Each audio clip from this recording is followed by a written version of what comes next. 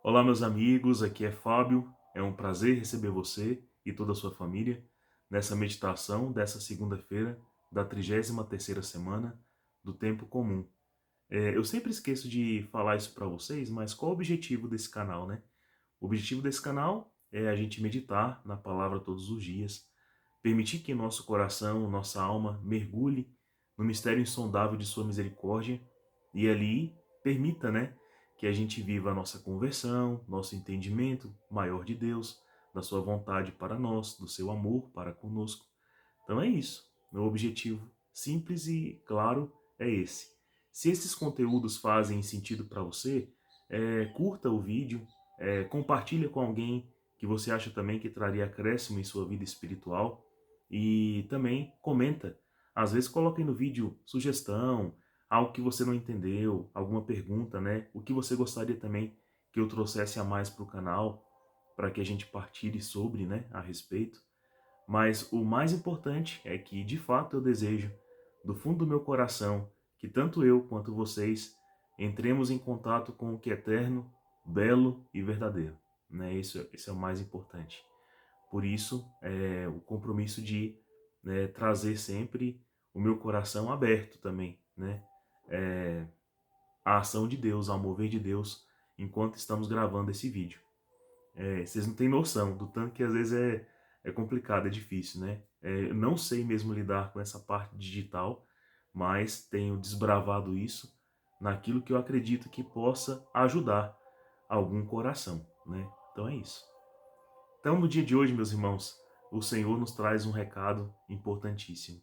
O Senhor nos ajuda a avaliar quando é que o nosso coração entra em uma cegueira espiritual, por que ela se produz e o que ela atrapalha, né?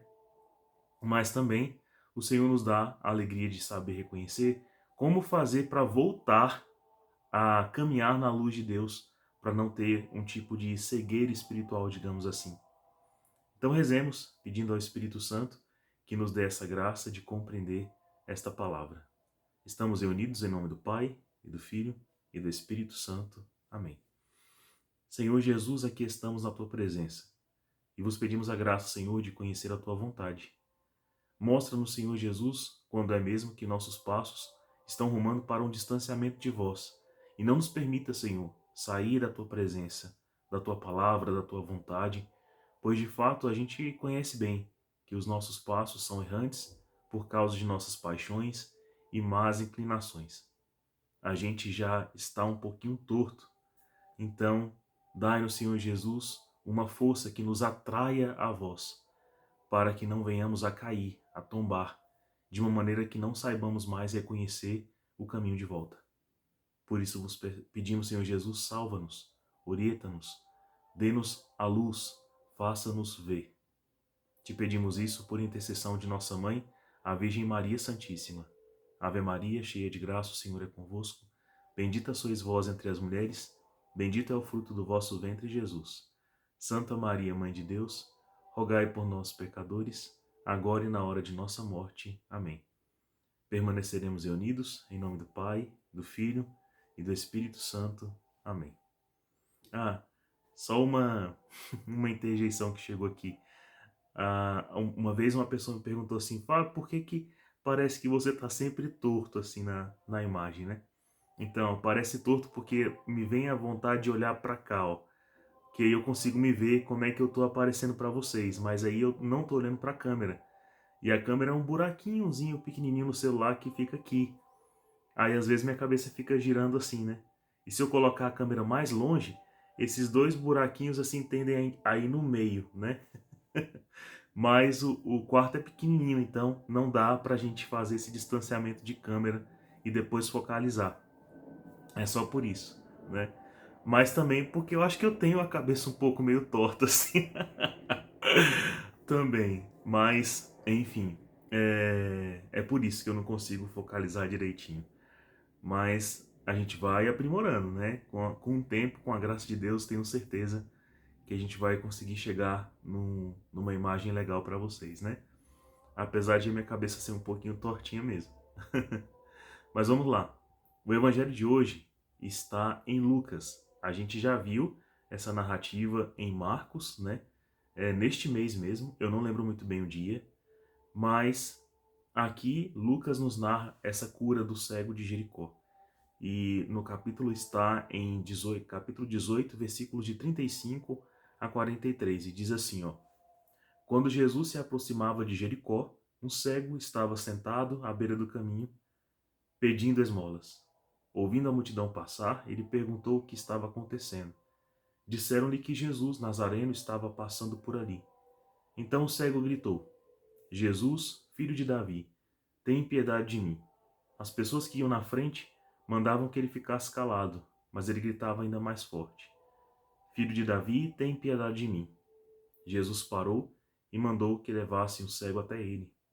Quando o cego chegou perto, Jesus perguntou: O que queres que eu faça por ti? O cego respondeu: Senhor, eu quero enxergar de novo. Jesus disse: Enxerga, pois, de novo. A tua fé te salvou. No mesmo instante, o cego começou a ver e seguia Jesus, glorificando a Deus. Vendo isto, todo o povo deu louvores a Deus. Bom, meus irmãos, como a gente falou bastante, né, sobre essa questão de estar à beira do caminho, estar no caminho, né, seguir Jesus, sobre essa conversão, né, de sair do erro, de sair de uma vida assentada nas paixões, a gente falou bastante sobre isso. Aqui a gente vai priorizar então falar sobre essa questão do enxergar de novo. Então, este homem foi um homem que, antes desta queda, dessa cegueira, ele enxergava. E aí, enxergar quer dizer isso, que a pessoa era, então recebia a luz de uma graça suficiente, santificante, atual, importante, necessária, suficiente para que ele pudesse andar, caminhar, para guiar os seus passos, para fazê-lo discernir entre o que é certo e o que é errado, para que ele não vivesse apenas sujeito às paixões, ou às coisas mais baixas do seu ser, e às más inclinações. Mas essa pessoa perdeu esta luz, perdeu esse enxergar, e desejava voltar. Então aqui se fala muito sobre alguém que se converteu, caiu por algum motivo, e agora quer voltar de novo a caminhar com Jesus, a caminhar na luz, a caminhar na graça. E eu acho isso extremamente propício para cada um de nós, para iniciar essa semana, né? Meus irmãos, eu acho que a maioria de nós se enquadra nisso, né? Em algum tempo da nossa vida, enxergar, ver com clareza e andar neste caminho era uma coisa clara, uma coisa límpida, uma coisa segura. E alguma coisa aconteceu para que de fato eu viesse a cair, a não enxergar mais, a tombar, né, de onde eu estava. Mas alguma coisa também acontece, graças à misericórdia, graças a Deus, graças ao seu amor, que nos faz desejar enxergar de novo, né? Então meditemos um pouco sobre isso. Primeiro, sobre aquilo que nos faz cair. E para nos dar esse exemplo, a primeira leitura ajuda bastante. Ali, São João, no livro de Apocalipse, especificamente no capítulo 1, fala a algumas igrejas, né? 7 igrejas, na verdade, que estavam caminhando ali no amor de Deus, caminhando na graça, na misericórdia, na palavra, na pregação, levando muitos ao conhecimento de Cristo. Então estamos falando aqui do início da igreja, né? Após a ressurreição do nosso Senhor Jesus, várias comunidades, né, se reuniam e continuavam celebrando a Eucaristia, a confissão, os sacramentos, praticando a virtude. E aí, São João, tomado por um sonho profético, tem essa revelação de um recado de Deus a todas essas comunidades, né? Essas 7 comunidades. E olha o recado. Ali no versículo 2 se diz assim, ó: Conheço a tua conduta, teu esforço, tua perseverança. Sei que não suportas os maus. Colocastes à prova alguns que se diziam apóstolos e descobriste que não eram apóstolos nem mas mentirosos. sois perseverantes, sofreste por causa do meu nome e não desanimaste. Pronto. Até aqui vem os elogios. Então, São João está elogiando a conduta de muitos deles, que não suportam o mal, ou seja, já têm uma aversão àquilo que afasta de Deus, à corrupção, à idolatria, à falsidade, à luxúria, à preguiça, à cobiça, à inveja, né? À soberba, ao orgulho. Tudo isso ele já tem aversão. Ótimo, né? Eis aí uma coisa que a fé faz com a gente também. As coisas que um dia apeteceram à nossa vontade, mas eram baixas, eram não nobres, eram animalescas, né? Estavam nas nossas faculdades inferiores, como as paixões tornadas até desordenadas por nossos pecados, por nossa falta de sabedoria, já estavam aqui ocupando no coração dessas comunidades um lugar de aversão. Então, se antes o sentido da vida era enriquecer, era esnobar, era pisotear, ter grande poder, era se refestelar na luxúria, na bebedeira, na comida, né? Na gastança, na usura, na cobiça, enfim, nas paixões desordenadas, hoje já se tem um ódio dessas coisas, né? Então, muitas vezes, não é bem necessariamente aí onde a gente cai. Se bem que a gente, depois da queda, vai viver aí, no chiqueiro, como fez o filho pródigo ao sair da casa do pai. Então, antes disso acontecer, desses escândalos, dessas quedas terríveis, né? Dessa cegueira terrível que nos fez ir lá para o chiqueiro, para onde a gente achava que nunca mais ia voltar, antes disso, o filho pródigo deixou alguma coisa importante na casa do seu pai, né? Então, essas igrejas estavam deixando alguma coisa importante passar e se embora de seus corações. Então, meus irmãos, por mais que pareça absurdo, né? Todos aqueles que pecam assim, voltando às baixezas, voltando a amar aquilo que um dia, pela fé, aprenderam a desgostar, a evitar, né? A evitar mesmo, a ter ranço, medo, a fugir, correr dessas tentações. O que faz esses pecadores voltarem a isso antes foi um atentado contra a fé. Porque a fé sempre há de libertar a sua inteligência, o seu intelecto, né? Que é uma faculdade superior aos seus sentidos e às suas paixões, às suas memórias e imaginações.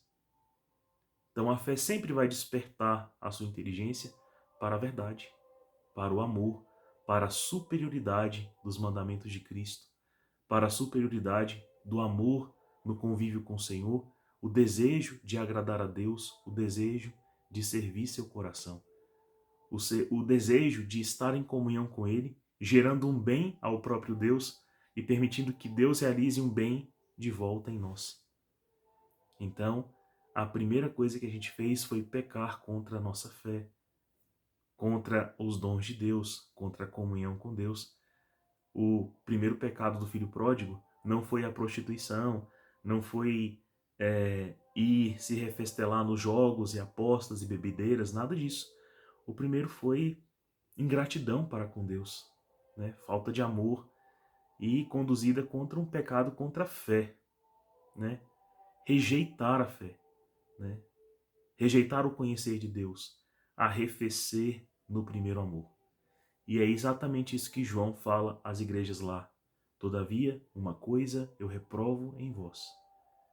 Vocês fazem coisas maravilhosas, mas o que eu reprovo em vós? Abandonastes o teu primeiro amor. Lembra-te de onde caíste. Converte-te e volta à prática inicial. Se pelo contrário não te converterdes, verei depressa e arrancarei o candelabro do seu lugar. Ou seja, o que é o candelabro? É a luz que faz ver, que faz discernir entre o bem e o mal, que faz discernir o correto caminho de Deus. Meus irmãos, é impossível a gente caminhar, né, em algo mais elevado, em algo mais sublime, em algo mais aprazível a Deus, se a gente não enxergar isso pela luz que vem da fé. É a fé quem vai ditar a você uma vida nova e mais elevada, e mais sublime, e mais completa e extremamente palpável. Se você não tem essa luz, ou se você pecar contra isso, né, é certeza que você vai passar então a viver daquilo que a vontade vai se apegar a viver, das coisas mais baixas, animalescas. Aí você se torna realmente um bicho e vai viver do que as suas paixões ordenarem. Essa coisa que eu amo, você vai querer buscar. Aquela coisa ali eu odeio, eu vou querer afastar. Mas provavelmente você vai cair no isqueiro, como fez o filho pródigo, a alimentar-se das bolotas que eram dadas aos porcos. Converte-te à tua prática inicial. E qual é a prática inicial? Todo mundo que entra no caminho da fé deseja retribuir a Deus com coração grato o amor compartilhado da comunhão com Ele, querer agradá-lo, querer viver tudo que se vive, toda a justiça, mas por causa do amor. Veja, é o amor quem purifica. Porque o amor gera em nós uma solda, uma cola que nos une, né? Que nos funde, como metal derretido ao coração do próprio Deus, integrando-nos a Ele, enquanto Ele se entrega a nós. Vejam que todos os grandes santos tiveram conversões onde a fé mudou, robusteceu, acresceu seus intelectos para que eles arrastassem a vontade para o bem. Não foi assim com São Paulo? Não foi assim com Santo Agostinho? Não foi assim com São Pedro? Não foi assim com Santa Teresa d'Ávila? Não foi assim com todos? Por que será diferente de você? Alimentai a vossa fé, desejai querer ver de novo, como fez esse cego em Jericó. Porque senão, se verá em nós o que naturalmente nos arrastará para o mal. E isso é feio. A derrocata de homens, né, que já conhecem a verdade, sempre é uma queda terrível. É um tombo desgracento. Evitemos isso, meus irmãos, porque fomos feitos para o amor. Essa pode ser a única coisa reprovável em nós. A gente está esquecendo de amar a Deus. Fiquem com Deus, tenham um santo dia.